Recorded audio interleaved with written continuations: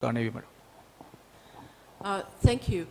I think there are some gaps still in the international legal framework for combating transnational crime.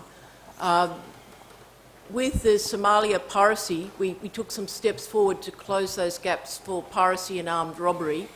As I was saying, I think the Law of the Sea Convention itself needs supplementation by regional agreements to implement piracy investigation and prosecution. So that's one area. I just mentioned the high seas fishing. We still need to cover some fish stocks. Illegal, unreported and unregulated fishing still needs to be addressed. People smuggling, there is definitely a need for more cooperative maritime surveillance and enforcement under Article 8 of the People Smuggling Protocol. And I think of my own region, we need more implementation in the Asia Pacific as well on that front. So there's still a lot of work to be done. There's a lot of conventions out there, not all of them are fully ratified, and then we have their implementation, and that's where we need to still collaborate and continue to collaborate on getting those implemented. I hope we will have some questions for our other speakers. We don't want them to feel left out. I have one, sir. I have one for Lieutenant General Butt. Sir, you clearly indicated that your efforts in combating terrorism in Pakistan have now been appreciated by the civilian population of your own country. Do you think it has been adequately recognized and acknowledged by the international community?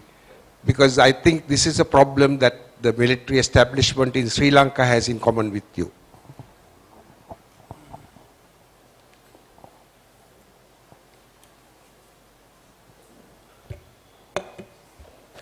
The question, if I correctly understood, where is that in Pakistan the population is supportive of what the military has achieved, but international community, certain factors, sections of international community, perhaps they're not comfortable. Is this the question? Yes. Yeah. Well, I think you are partly yes and partly no. In Pakistan, there's a complete unanimity that this scourge of terror has to be taken off our soil, and there's zero tolerance now. It took us some time to develop that consensus and to craft our own national narrative and to dispel the terrorist narrative. You know, the point that I alluded to during my talk. But to me, that was the biggest success, not destroying the physical infrastructure, but trying to defeat their narrative. That was the biggest success, which makes our gains more enduring. For the international community, regrettably, our experience has not been that encouraging with few countries.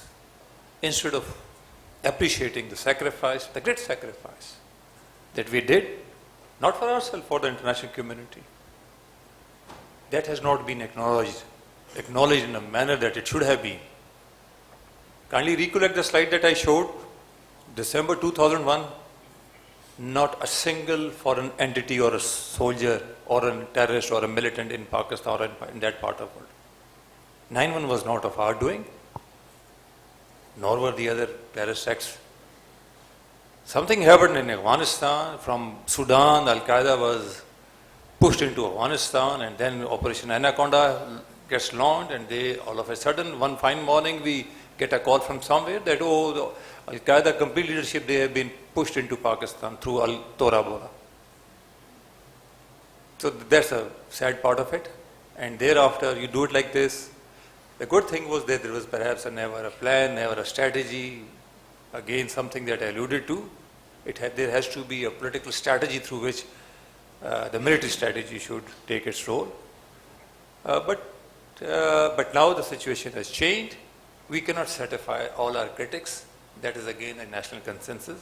We do which is in the best interest of Pakistan. We cannot take the responsibility of quietening some of the hostile press, which could be on the left, which could be on the right. But whatever is in our national interest, supreme national interest, that we will do, regardless of someone's appreciation or acknowledgement. Thank you. I think over here. Yes. This is another question to General Butt. First of all, thank you very much for that very elaborate and good presentation. The 3D strategy that you mentioned, I think you mentioned that there were 300 hospitals that were developed in that particular region during this time.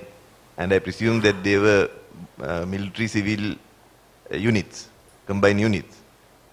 Can you please elaborate on the human resource and financing strategy that you used for those units? The HR and financing part. Yeah. Okay.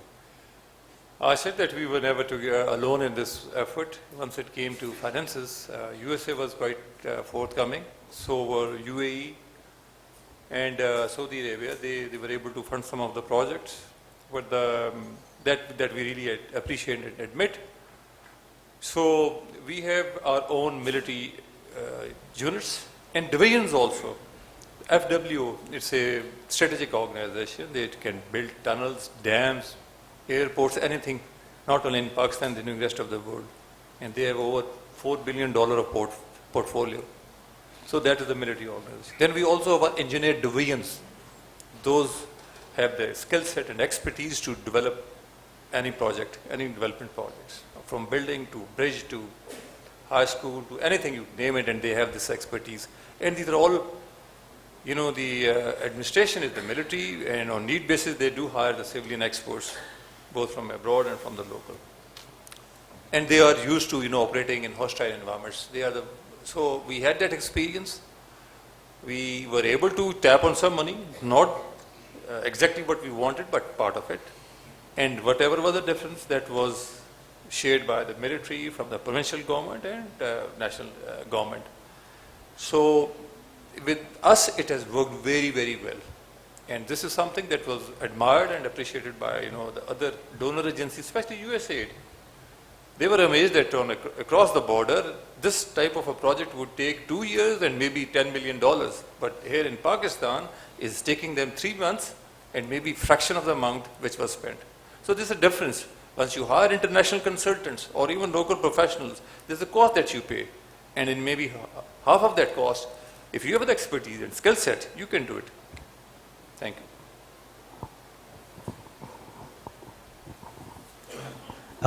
Thank you very much. I have 2 questions, if I may, one to General Nasir and the other to Professor Warner.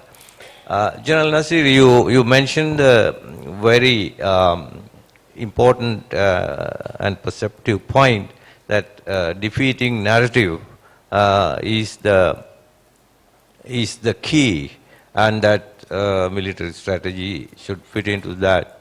And my question is, how do you synergize that? Are you happy that in Pakistan the synergizing those two worked well? If so, how? I am asking the question because in Sri Lanka, I think thanks to our armed forces, the kinetic success was great. It was achieved, but narrative part remains unfinished agenda here. My question to Professor Warner is that you mentioned about a treaty between France and Australia, I believe including on IUU affairs. Is there a joint mechanism you have to ensure that regular fishing activity is verified? I'm asking the question because we have a festering IUU issue in the Pork Bay, where the mechanism, if you have one, is can that be replicated? Thank you.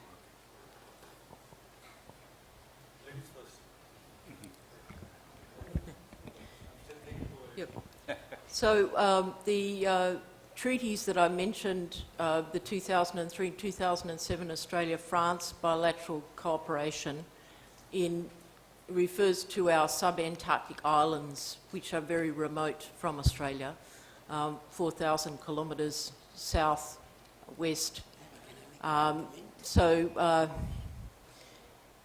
You mentioned having a regular verification mechanism